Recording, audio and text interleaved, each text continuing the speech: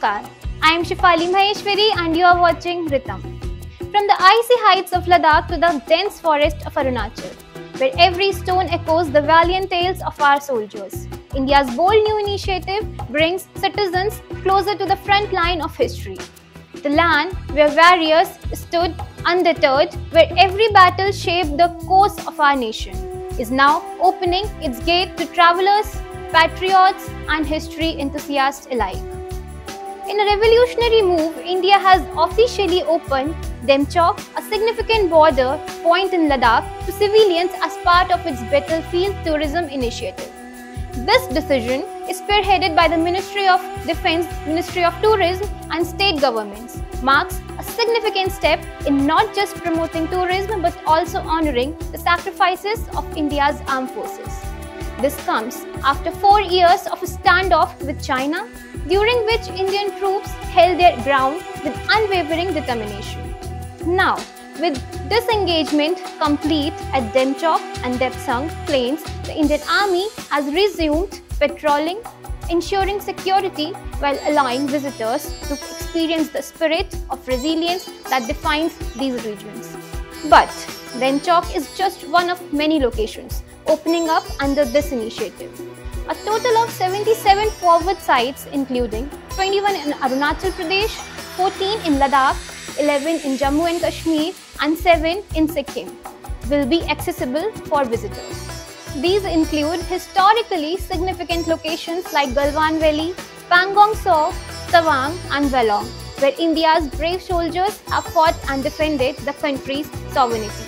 The initiative is not merely about travel, it is about national integration, economic upliftment and boosting border development. Historically, border areas have remained underdeveloped due to limited civilian access, but the government's approach is changing that. Visitors will now be able to witness firsthand the extreme conditions in which Indian soldiers operate, fostering a deeper connection between civilians and the armed forces.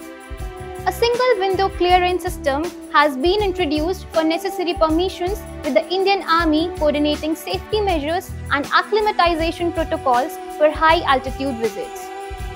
Ladakh has been at the center of India's tourism transformation. Since becoming a union territory in 2019, the region has witnessed massive infrastructure development, making it an all-season destination. The participation of Ladakh's tourism board in events like SETE 2024 highlights the government's commitment to promoting the region on a global scale. Efforts to develop ecotourism, cultural tourism and adventure tourism have gained momentum. Local communities are benefiting from homestays, tourism-friendly infrastructure and employment opportunities, ensuring that growth is inclusive and sustainable.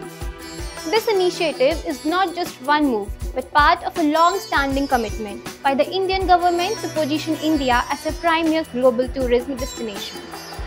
From the promotion of heritage sites and the Incredible India to major investments in pilgrimage tourism, adventure tourism and cultural tourism, every step has contributed to the sector's growth. Over the years, India has seen a steady increase in foreign tourist arrivals, the government pushing for more investment in tourism sector, connectivity and digital facilitation. The latest push for battlefield tourism aligns with these efforts while ensuring that India's military history is honoured and remembered. This bold move is expected to bring economic and strategic advantages. Increased tourism will generate revenue, improve local livelihoods, and enhance connectivity in border regions, reinforcing India's presence in sensitive areas. But more importantly, it raises a vital question. Why should the tales of our brave soldiers remain confined to textbooks? By allowing Indians to stand where their heroes once stood, the government is not just opening roads, it is opening minds, fostering a deep-rooted sense of patriotism and ensuring that the sacrifice of our soldiers never fade into history. This is more than just tourism. This is a tribute to India's indomitable spirit. Jai Hind.